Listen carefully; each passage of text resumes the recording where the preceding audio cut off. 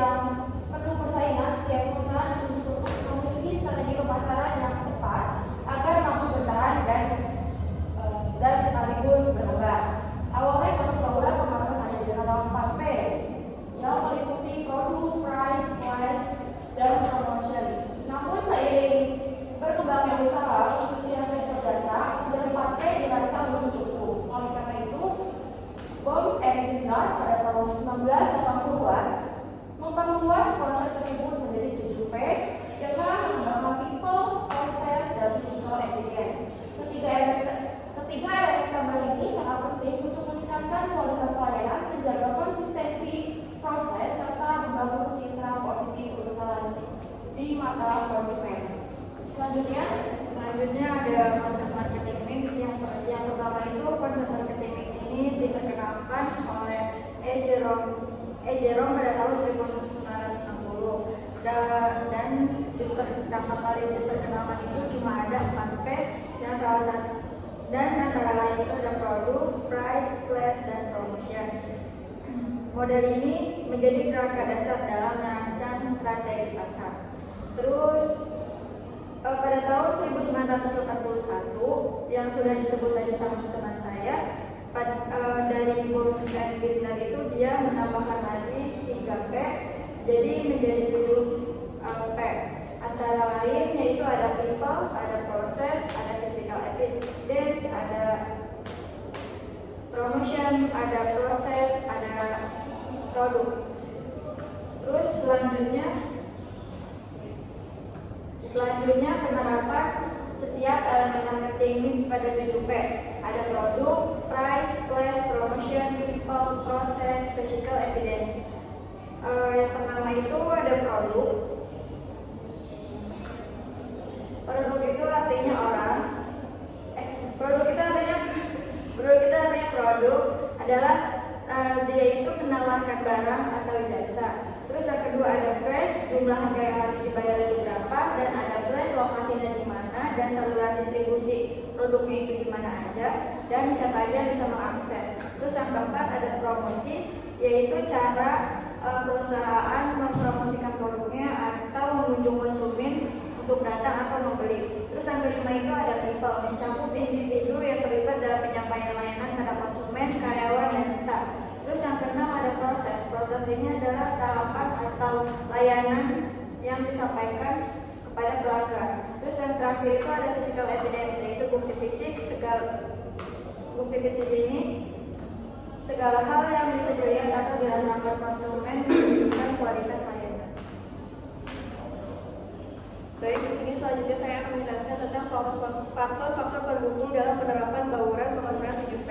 Nah, di sini ada 8 faktor. Yang pertama itu ada kualitas dan inovasi produk. Nah, kualitas produk itu hal yang paling utama karena langsung berhubungan langsung dengan kepuasan konsumen. Nah, kalau produknya awet, enak, dan berfungsi dengan baik, otomatis pelanggan bakal balik lagi. Nah, tapi nggak cukup cuma mempunyai produk yang bagus saja, tapi perusahaan juga harus inovatif. Nah, artinya perusahaan itu harus kreatif keluarin hal baru biar konsumen itu gak bosan. Nah, contohnya tuh kayak ada Indomie. Nah, Indomie itu gak pernah berhenti berinovasi tuh. Mereka itu sering banget ngeluarin rasa baru yang menyesuaikan dengan tren pasar. Contohnya ada rasa Indomie rasa seblak kojelot atau ayam geprek. Nah, yang poin kedua ini ada harga yang kompetitif. Nah, harga juga jadi faktor besar dalam keputusan pembelian. Perusahaan harus bisa nentuin harga yang sesuai sama produk yang kita jual. Jadi jangan terlalu mahal atau juga jangan terlalu murah. Jadi harus bisa menyesuaikan dengan produk yang dijual. Yang ketiga ini ada promosi efektif dan kreatif. Nah, promosi itu penting banget biar produk itu dikenal oleh masyarakat luas. Nah, tapi promosi juga harus yang kreatif. Promosi yang menarik juga bisa membangun citra positif dan bikin orang tuh penasaran sama produk kita. Contohnya tuh kayak Tokopedia. Nah, Tokopedia ini dia itu berkampanye waktu Indonesia belanja atau WIB. Nah, dan si Tokopedia ini juga dia tuh kolaborasi bareng artis terkenal kayak BTS. Nah, promosi seperti itu tuh sukses karena bikin menarik perhatian banyak orang, terutama bagi penggemar BTS-nya. Terus yang keempat ini ada lokasi dan distribusi yang strategis. Nah, lokasi dan distribusi yang strategis ini maksudnya perusahaan tuh harus bisa menempatkan usahanya di tempat yang mudah dijangkau oleh konsumen dan juga punya sistem pengiriman atau penyaluran produk yang cepat dan merata. Nah, contohnya di sini tuh ada Alfamart dan Indomart. Nah, kalau kita perhatiin kan Alfamart sama Indomart tuh ada di mana-mana kan ya. Nah, mereka itu selalu buka tempat di tempat yang strategis gitu. Contohnya kayak di pinggir jalan, dekat sekolah, kantor atau di perumahan. Nah, jadi orang tuh bisa mampir kapan aja gitu. Nah, itu tuh salah satu buktinya kalau misalnya lokasi yang strategis itu bikin pelanggan tuh gak mikir 2 kali gitu buat mampir ke tempat kita. Yang kelima ini ada kualitas sumber daya manusia. Nah, SDM yang berkualitas itu penting banget apalagi di sektor jasa. Nah, karyawan yang ramah, cepat tanggap, dan profesional bisa ningkatin kepuasan pelanggan. Nah, SDM juga harus dilatih agar terus bisa mengikuti perkembangan zaman dan teknologi.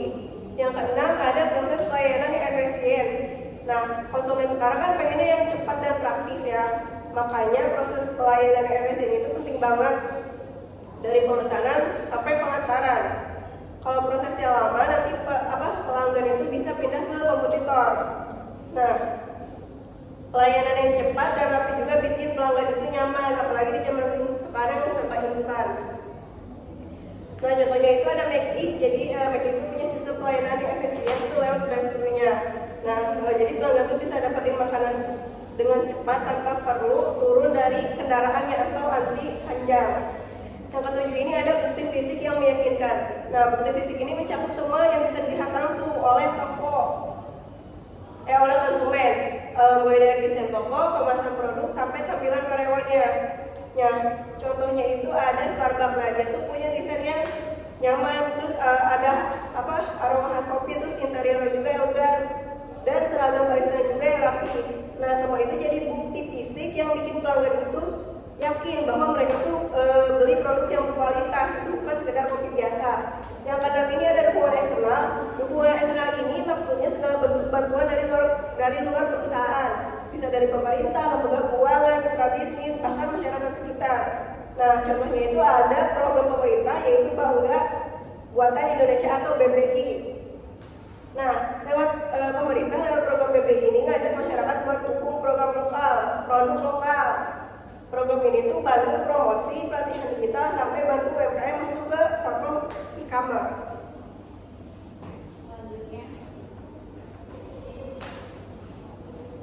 bisa membeli mesin modern karena biaya terbatas. Yang kedua, adanya literasi digital. Kurangnya kemampuan memanfaat teknologi membuat pelaku usaha tidak bisa menjangkau pasar online yang lebih luas. Contohnya, penjual tradisional tidak tahu cara promosi lewat marketplace atau media sosial. Yang ketiga, keterbatasan sumber daya manusia. Tenaga kerja yang kurang terampil menghambat kualitas dan kuantitas produk sehingga usaha sulit bersaing. Contohnya, usaha konveksi kesulitan memenuhi pesanan karena pekerja belum mahir menjahit cepat. Yang keempat, persaingan pasar yang ketat. Banyak produk serupa membuat konsumen mudah beralih ke pesaing dengan brand lebih kuat atau harga lebih murah. Contohnya, penjual kopi lokal kalah bersaing dengan franchise kopi terkenal. Yang kelima, ketidakseimbangan penerapan strategi pemasaran. Promosi yang kurang tepat menyebabkan produk tidak dikenal luas, padahal pemasaran digital memperluas pasar. Contohnya, usaha keripik hanya dijual di warung sekitar tanpa promosi online. Yang keenam, hambat distribusi dan logistik. Keterbatasan transportasi dan tingginya biaya pengiriman membuat jangkauan pasar usaha kecil terbatas. Contohnya, dari desa sulit masuk ke kota karena minim transportasi.